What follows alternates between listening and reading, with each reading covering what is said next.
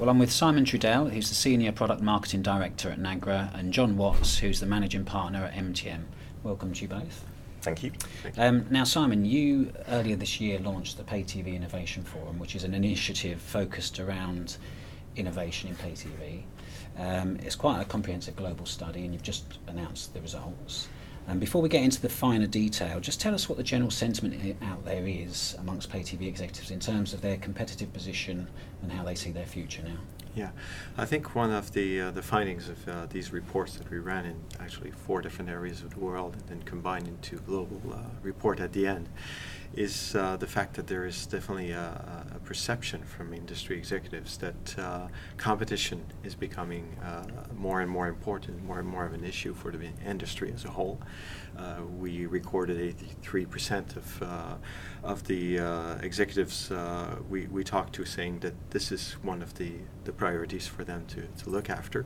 And at the same time, they are seeing innovation. 78% of them seeing innovation as being the way to move forward in terms of staying competitive and growing their businesses in the future. Okay, and John, one of the things, I mean, they're interested in what you call adjacencies, which is moving into new areas like advanced advertising or Internet of Things. But it was clear in the report that they are primarily focused on the core pay TV services. So just tell us what they're looking at right now.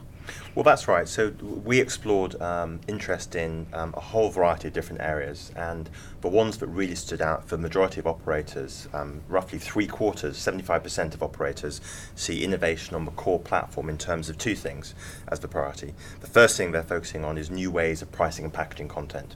So I think there's a real sense that the industry is moving beyond just patching together huge bundles of channels of linear services to more innovative and interesting ways of packaging and pricing content, really to draw in different types of consumer.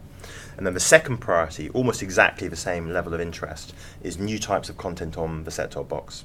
So from our research, things like Netflix, YouTube and other OTT services, so-called, are already pretty commonly deployed in Europe and other markets on set-top boxes, especially in Europe, in fact. But other types of content are becoming much more interesting. So people envisage new SVOD branded offerings. People are looking at things like games. There's more and more interest in things like VR, AR, 360 video, not on the TV set-top box, but on connected devices as a way of complementing and enhancing the experience. So those 2 things, new ways of pricing and packaging content, and then new types of content offering, were the priority for nearly 3/4 of operators. The adjacencies are interesting, and I think some of the big operators, especially in the US, so people like Comcast and Sky, who have both the scale, the right set of capabilities, and also operating in a favourable market, I think we'll see them pushing those out. But for other operators, 2/3 of operators, they're not a priority in the next 5 years or so, they claim. Okay, and Simon, just picking up on the content innovation, in terms of pricing and packaging, are we mainly talking about pay light over the top services from the pay TV operators? It is one option. Obviously, with OTT technology in particular, it's possible now to create the so-called skinny bundles and offerings that are targeted at new consumer segments and actually expanding the reach of the market for pay TV service providers. But it's also what we're seeing in other emerging markets is also pricing content for short periods of time, like a weekend pass or a day pass, or even at the game level for sports. And that means a lot more flexibility to meet consumer needs and actually have a proposition that answers the capabilities in terms of price to pay for content that consumers have in different parts of the world or within a given market. Okay, and do they believe that there's money out there that they're not currently picking up with those sort of day passes and things? I think that's the realization from the industry is that there are more opportunities for growth that are at the moment not looked after, and technology allows these opportunities to come to life. And more marketers will get into the business and actually probably transform pay TV into more consumer-centric, marketing-centric type of industry over the coming years. And there's money on the table. I mean, if Absolutely. they don't take it, presumably someone like Netflix will. It's exactly what I think is driving the thinking, and that's what we heard in many of the sessions we ran across the world. Okay, and John, in terms of pure technology, I mean, where are they looking with that? I mean, we hear a lot about software-defined video and virtualization. Sure. I mean, is that on the list? Absolutely. I think it's if you think back to the sort of traditional old-fashioned pay TV infrastructure, the end-to-end platform that an operator had to invest in to put into to get premium video services into a household, it was a pretty inflexible kind of platform. And when you look at what industry leaders are doing in terms of putting more advanced set-top boxes, into consumers' homes, these boxes are really designed to allow them to be much more agile, and innovative in terms of the speed with which they bring new products and services to market. So things like cloud, virtualization, smaller, skinny client boxes connected to fat networks, these sorts of things are all very much part of the game. I think at the same time, within these organizations, you see more investment in marketing customer insight. And I think you also see a real commitment to things like agile, to DevOps movements, these sorts of things, to become much more rapid in terms of the way in which they can bring new products to market. And the industry leaders, we felt, very much have adopted those kinds of practices into their business cultures. They have teams very much working in that kind of style, with partners, to make those kinds of new products much quicker to bring to market. Yeah. Well, on the point of partners, I mean, Simon, is there evidence that their whole kind of process when it comes to innovation is changing? I mean, are they doing less in-house, some of them maybe?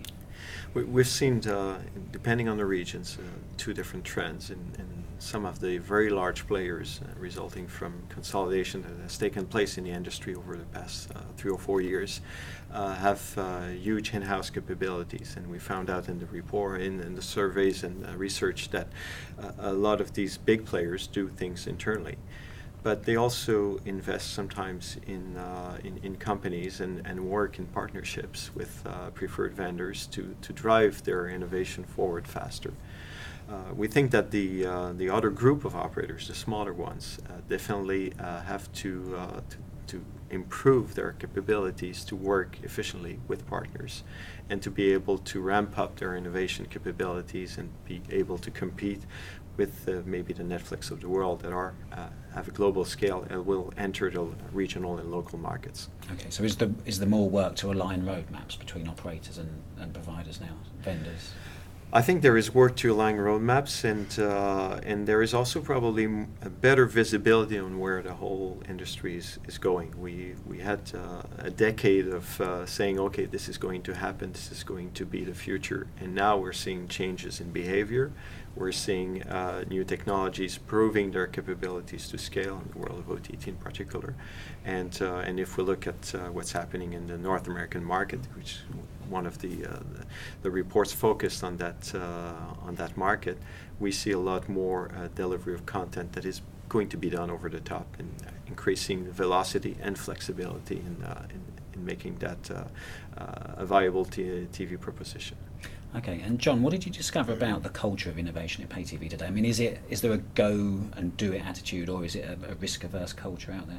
It's really varied. I think I was very struck by when we asked executives about the barriers they see. Just over half said that skills and capabilities, internally were a problem. They didn't always feel they have the right people within the organisation. But a similar proportion of our sample said that a culture of risk aversion or uncertainties about ROI were also big challenges, and which are both quite related. Obviously, I think they're about corporate culture there, that they felt their businesses were not encouraging the kind of innovation. In some cases, because these are companies in markets where there's still lots of headroom for growth in pay TV. So I think if you were to have talked to, say, some of the industry's leaders in more mature markets 15 years ago, they might have said the same thing. Let's stick to our knitting and get the great pay TV products we have out there in the market, and we'll come back and innovate later. I think that's going to start changing, because even in markets like Indonesia, where pay TV penetration is very low, Netflix is there. It launched while we were running a seminar doing research in that market, and it's a scary time. I think operators, even in those markets, can see OTT businesses gaining traction, within those spaces. So I think it'll change. So they know what they've got to do. It's just a matter of getting the organisations slightly changed, maybe. But I think it's still a barrier. It'll take time, I think. Okay, and just finally, at the end of the report, Simon, you make some recommendations about what pay TV operators should look at next. And just talk us through some of those.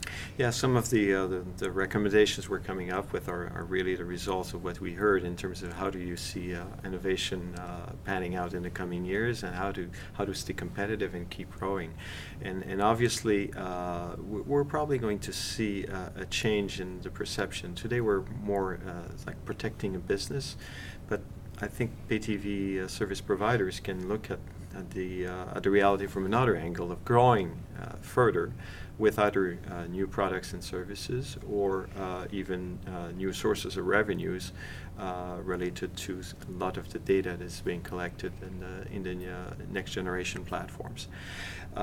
In terms of the different models to be successful for the future, we identified obviously the partnerships with vendors as being an important one, but also with the content owners, where there is some work to be done in educating to some extent these content owners, and making sure they see the opportunity for bringing the content across all the screens that are available, and all the different consumption patterns that are opening up in a more flexible environment, in a more flexible market, I think, overall. Okay, well, it's a very interesting read, so thanks for putting it into the market, and it's a good piece of work, and I'd encourage people to read it. So thanks very much for joining us. Thank you, John. Thank you, John.